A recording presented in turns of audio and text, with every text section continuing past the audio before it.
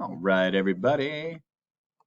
Today I want to teach you I call this my own name for it, the easy ordered pairs strategy for finding slope. Second strategy, if you want to label that strategy number 2.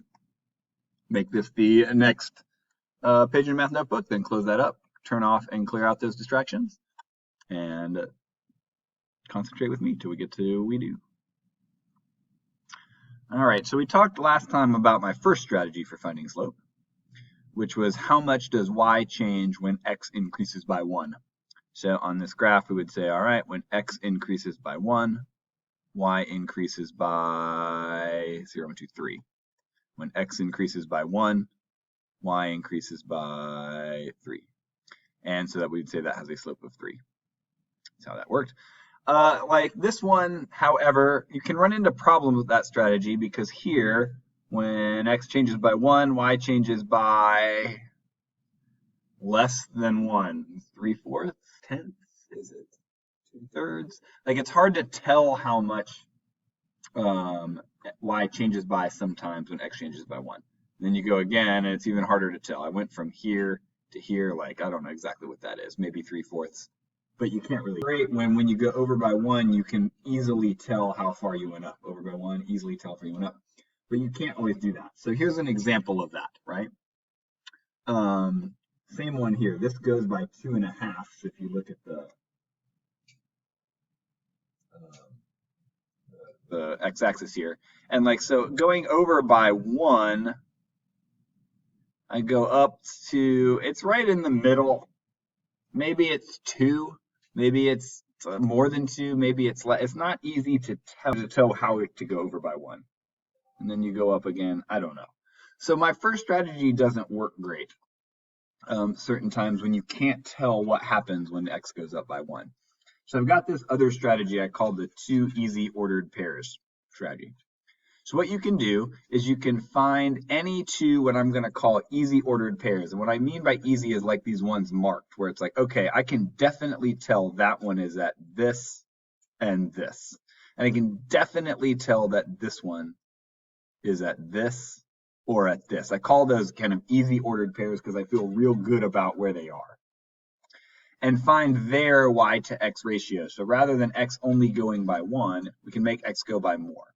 So let's do that. So if I want to do that, I'm going to take these 2 easy ordered pairs, and rather than x changing by 1, I'm just going to change all the way to the next easy ordered pair and go up. So in that set, x changed by, it went from 5 to 10, so that's 5. And then this went from 6 to 12, that's 6. And then we're just going to find the y to x ratio. So the y changed by 6, the x changed by 5, and 6/5 is 1.2. So the slope is that, 1.2. If that means if we could do the one thing, every time x went over by 1, we went up by 1.2. No wonder we couldn't tell. That's really hard to tell. Now, I know what you're thinking to yourself. You're saying, wait a minute. You said I could pick any 2 ordered pairs. Wouldn't that change the slope? What if instead of these 2, I picked these 2? They're both easy ordered pairs, and you could say I could pick any 2 easy ordered pairs. Isn't that going to change the slope? It's not. Check it out. If I make that same triangle,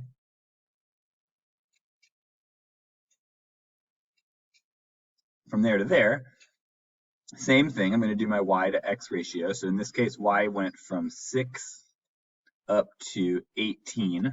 That's 12. X went from 5 to 15. That's 10. Look, same fraction, same ratio. X went twice as far, y went twice as far. Divide them, you get the same thing. It doesn't matter what 2 ordered pairs you pick. Any 2 you get, you're going to get the same thing. We've got this phenomenon where the triangles change in the same ratio. We went from 5 and 6 to 10 and 12. We just doubled the ratio in those triangles and got that same thing. Here's another one that's not a proportional relationship. And again, you'll notice, tough to use the first strategy.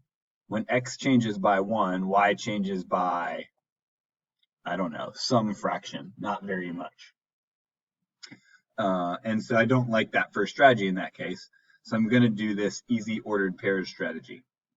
So when I look for easy ordered pairs, I'm looking for any two ordered pairs that are right on a grid line. Right like that. Nothing in the middle, none of this, none of this. You know, I want ones like that,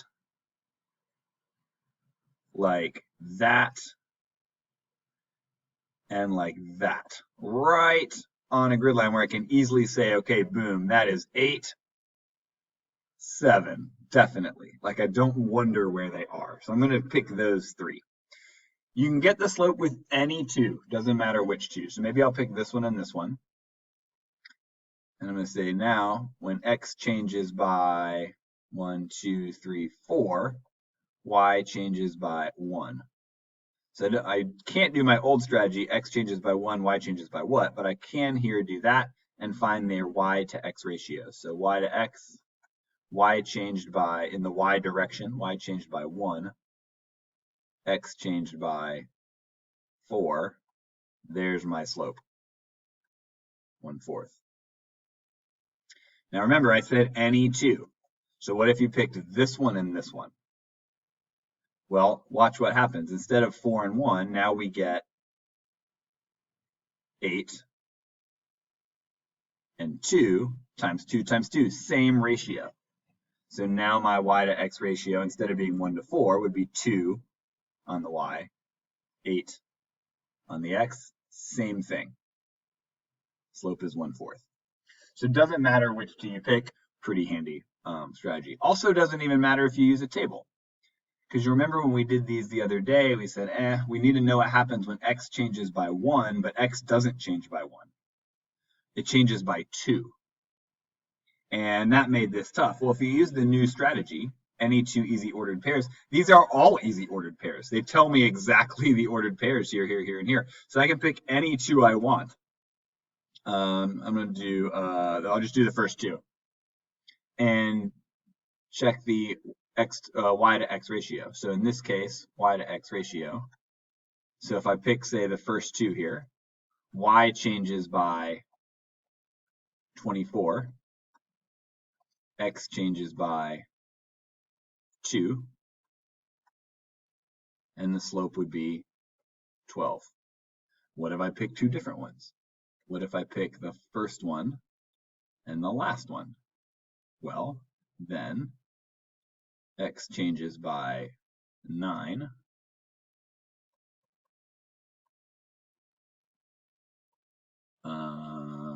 y changes by 108, and guess what 108 divided by 9 is going to be?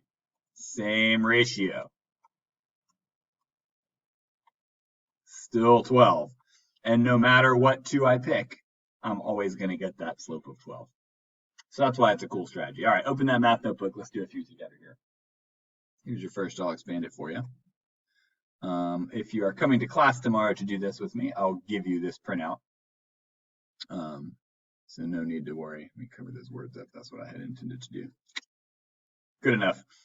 Let's try that strategy. So the second strategy for finding slope, make sure you write it down, is to find any two easy ordered pairs, any two easy ordered pairs, and find the y to x ratio. So first job here is to look at this graph and find some easy ordered pairs. There aren't a lot. Looks to me like that's one. That's one. Any more? Looks like this last one before the arrow. Looks like that would be one too. There's some that are close, like right here. We're awfully close, but I want to be exact. I don't trust ones that are close. Like this one's awfully close, but I don't think so. I'm not going to use that one either. So any two and find the y to x ratio. So maybe I'll just pick this one and this one and find the y to x ratio. So here, the x changes by from 5 to 10, that's 5. The x changes from, I'm sorry, the y changes from 4 to 8. That's 4. So the y is 4, the x is 5, and there is your slope. Y changes by 4, x changes by 5. What if I pick two different ones? What if instead I pick this one and this one? Surely that will change my slope, you say. And I can see why you would say that. But I know enough about ratios to show you why not. What if I pick those? Now, y changed from 0 up to 8. X changed from 0 over to 10. Guess what? Same ratio.